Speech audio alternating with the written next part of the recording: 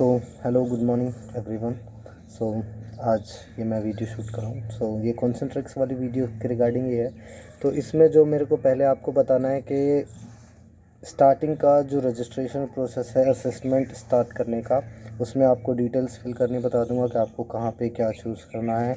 और उसमें दो चीज़ों के ऊपर वो मेरे को जो है फीस रिकॉर्डिंग में वो इसलिए ऐड करना होगा कि एक कमेंट आया था कि भाई मैं जर्मन लैंग्वेज के लिए मैंने मतलब जर्मन लैंग्वेज से मैं कुछ पढ़ाई वढ़ाई कर रहा हूँ, तो उसका मेरे को क्या पता कुछ बेनिफिट हो जाए इसमें। तो मैं भाई बता दूं कि हाँ, उसमें एजुकेशन कॉलम्स में जो ऑप्शन आता है वहाँ पे आप जर्मन लैंग्वेज अपना अदर एजुकेशन में अदर लैंग्वेज नोन में चूज़ कर सकते हैं। सो वो मैं आपको दिखा दूँगा वो कहाँ पे आता है। And then second one is के एक भाई का कमेंट आया था कि भाई मैं 12th पास हूँ, क्या मैं कॉन्सेंट्रिक्स ज्वाइन कर सकता हूँ। तो भाई वो भी मैंने उस वीडियो में जो भी मैं अभी इसमें ऐड करूँगा उस वाली स्क्रीन रिकॉर्डिंग में सेलेक्ट कर दूँगा कि हाँ आपको कहाँ से क्या करना है। तो भाई वो जो मैं 12th का जो उसमें आएगा ना वो आप ऑप्शन चूज़ करना। तो अभी जो मैं बता रहा हूँ कि उसमें मैं आपको वो रिकॉर्डिंग दिखाऊंगा फ़ोन से करके, बट वो आप लैपटॉप से कीजिए क्योंकि टेस्ट आपको जो असेसमेंट है अपना लैपटॉप से देना। मैं आपको 2-3 ट्रिक जो अभी मेरे को बतानी है आपको असेसमेंट क्लियर करने के लिए, वो ये होंगी। पहले आप ये देख लीजिए कि रजिस्ट्रेशन प्रोसेस आपको कैसे कंप्लीट करना है। आपको रजिस्ट्रेशन प्रोसेस के बाद कैसे ईमेल आता है, वहाँ से क्या मैसेज आता है, आपकी आईडी वगैरह कैसी जनरेट होती है, कितने डेज़ के लिए वो वैलिड होती है। वो मतलब वो 7 डेज़ के लिए वैलिड होती है। बट मैं मोबाइल से करूँगा तो वो मोबाइल से होगा नहीं, बट हाँ आपको रजिस्ट्रेशन में बता दूंगा कि रजिस्ट्रेशन कैसे कैसे हो जाएगा। ओके, सो देखो अभी ये वाला फेस जो है। ओके, एज आई सेड कि पहले आपको रजिस्ट्रेशन प्रोसेस दिखा दिया जाए इस वाली वीडियो में क्योंकि बहुत डाउट है। तो डाउट कुछ नहीं है गाइस, पहले इसमें आपको लिंक ओपन करना है, आपको ऐसा फेस ओपन मिलेगा। पहला पेज, उस पर आपको नेम डालना है, लास्ट नेम डालना है, अपना mobile number, email ID, Aadhaar number and then address वगैरह डालना है। फिर उसके बाद सिटी चूज़ करनी है जहाँ पे भी आप रहते हो। आर यू 18 ईयर ओल्ड और नॉट, सो वो आपको चूज़ करना है। फिर वर्क लोकेशन में आपको बता देता हूँ, मेन चीज़ इस वाली वीडियो में बता देता हूँ क्या चूज़ करनी है आपको। पहले आपको बेंगलुरु में करना है, बेंगलुरु, चंडीगढ़, चेन्नई, गुरुग्राम, हैदराबाद, कोलकाता, मुंबई, नोएडा, पुणे, रांची, थाने, वडोदरा, वाराणसी, वाइजैग, ये सारी वर्क लोकेशंस मिलती है। अभी मैंने चूज़ जो किया वो गुरुग्राम किया है। एंड देन उसके बाद आपको आगे चेक करना, आर यू, यहाँ पे नेक्स्ट ऑप्शन जो आता है वो आता है कि आप रिलोकेट होना चाहते हो, उसमें भी आप PSC डालोगे। फिर उसके बाद आपको 2-3 चीज़ें कॉन्सेंट्रिक्स कि उसमें चूज़ करना होता है कि आप कॉन्सेंट्रिक्स के ऑफिस प्रीमिसेस के अंदर काम करेंगे। ओके, 24/7 नाइट शिफ्ट में भी काम करना है तो यहाँ पे BSC चूज़ करना, क्योंकि कॉन्सेंट्रिक्स में नाइट और डे शिफ्ट ही होती है, 2 ही शिफ्ट होती हैं मे भी। और फिर उसके बाद do you have dedicated and something else free work place. Okay, हाँ, तो फ्री वर्क प्लेस के लिए है तो उसमें आपको यस डाल देना, वर्क फ्रॉम होम दें तो आपको कोई दिक्कत ना हो। फिर उसके बाद ब्रॉडबैंड, उसमें भी यस डालना। Do you have laptop, so choose yes. Graduate हो, 12th हो, तो भाई इसमें 12th का भी ऑप्शन है। वो वाले भाई क्या नाम था आपका, मैं भूल गया हूँ। तो आपने 12th के लिए पूछा था कि भाई 12th पास कर सकते, तो हाँ भाई आप कर सकते हो। एजुकेशन कॉलम में ऑप्शन आ रहा है, तो अभी मैं ग्रेजुएट हूँ, मैंने ग्रेजुएट चुना है। ओके, ग्रेजुएशन स्ट्रीम में आपको चूज़ करना है, इंजीनियरिंग से कर रहे हो, BSc करी हुई है आपने, BA, BCom, इन पे भी डिपेंड करता है कि आपको कौन सी वाली फील्ड मिलेगी या फिर कौन सा प्रोसेस मिलेगा। तो मैंने फॉर एन एग्ज़ाम्पल अगर BA करी हुई है तो मैंने BA चूज़ कर ली है। वर्क एक्सपीरियंस पूछेंगे तो 6 मंथ्स या फिर जो भी हो। एडवाइज़री वॉइस है, नॉन वॉइस है, टेक्निकल सपोर्ट वॉइस है और टेक्निकल सपोर्ट नॉन वॉइस है। तो आपको इनमें से जो भी चूज़ करना चूज़ कीजिएगा।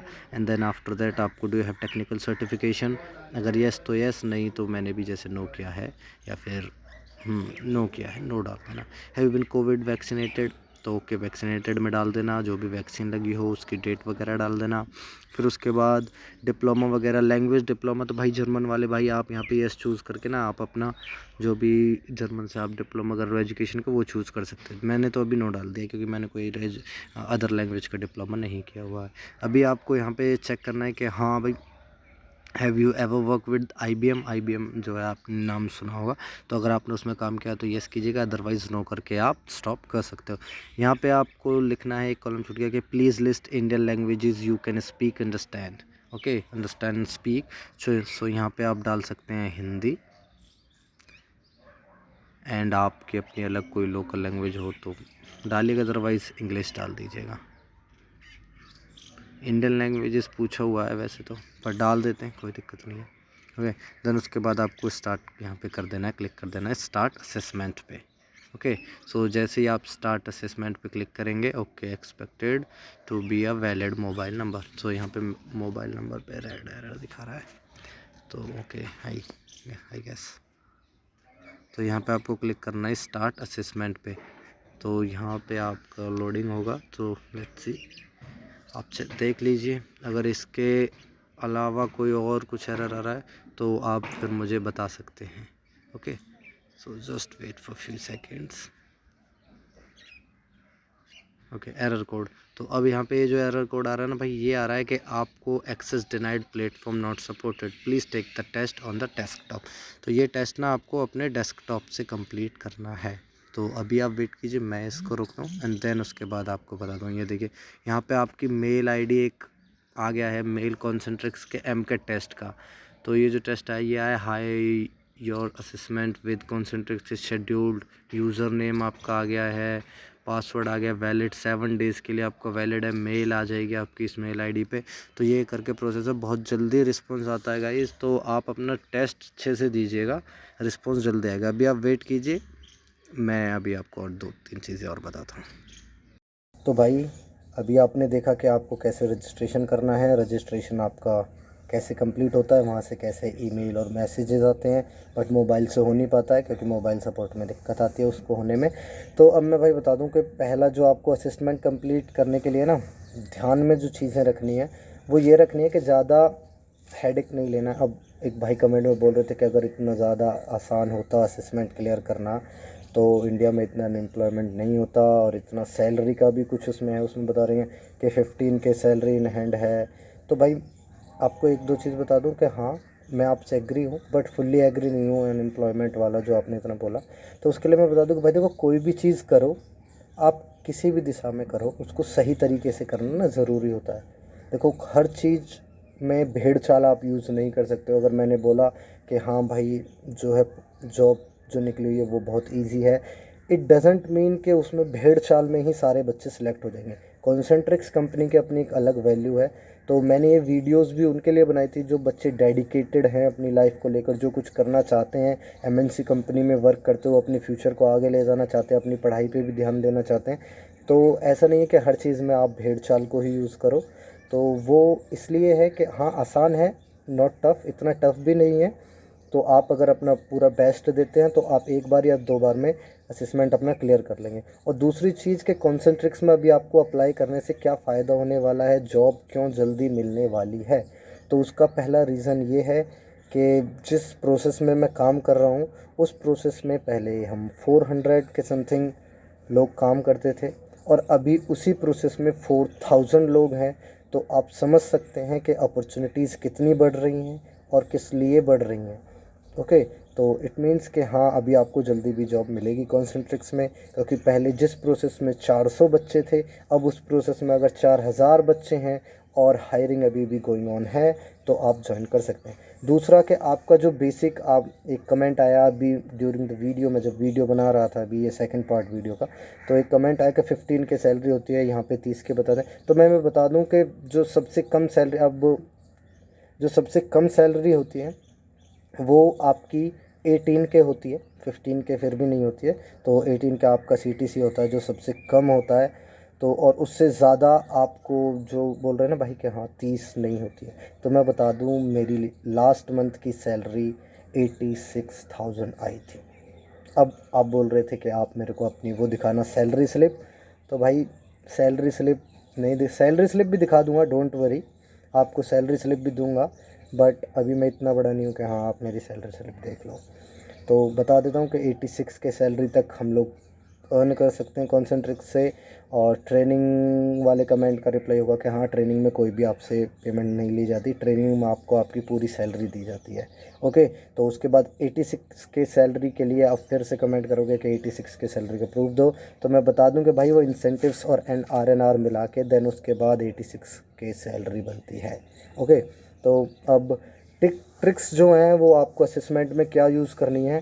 पहला, जैसे ही आप असेसमेंट स्टार्ट करेंगे तो आपको ना राइट देखना है ना लेफ़्ट देखना है, अपने सिस्टम की तरफ ही पूरा फोकस रखना है एंड देन उसके बाद आपको जो दूसरी चीज़ फॉलो करनी है वो ये करनी है कि आप अपने टैब्स को चेंज ना करें, सिस्टम के टैब्स को चेंज ना करें।